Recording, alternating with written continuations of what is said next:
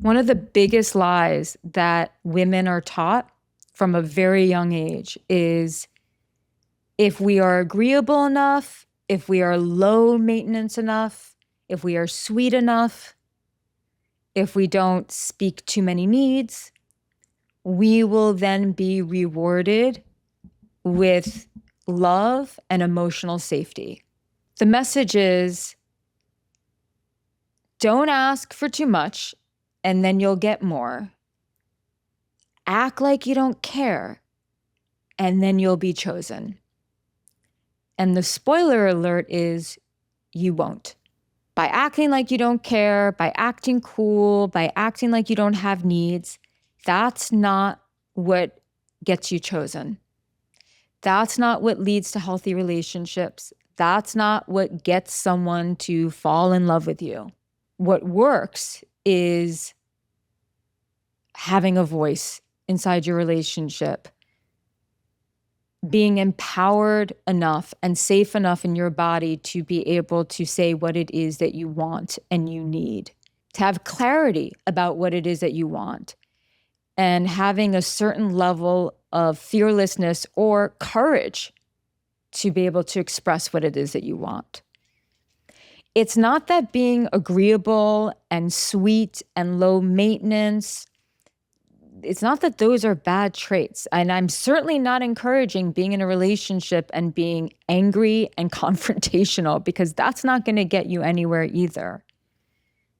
But it's about having an authentic voice and recognizing that you have needs, and that wanting your needs to be met or expressing your needs does not make you needy. It is breaking through the barrier of having to be the good girl, having to be that sweet girl, or having to be the cool girl who is constantly strategizing and capitulating so that she can be accepted and loved and cherished and given emotional safety by others. And nothing could be further from the truth. And this conditioning runs deep. It is very, very old. It is deeply ingrained. And it starts with the fact that so many girls are rewarded for being nice and sweet and easy, but they're not rewarded for being brave. They're not rewarded for being passionate. They're not rewarded for knowing what it is that they want to do and what they want to say and being assertive. And so again, it's not that being sweet is a bad thing. I do not want anyone going into a relationship being combative and confrontational. That just makes you exhausting to the person who has to be in a relationship with you. But what it does mean is you don't have to be sweet and nice and pretend like something doesn't profoundly bother you when it does, so that you're not going to be abandoned, so that people don't think that you're too much or you don't come across a certain way. Empowered women are not defined by how easy they are. They are defined by how well they accept themselves. And that's really at the heart of it.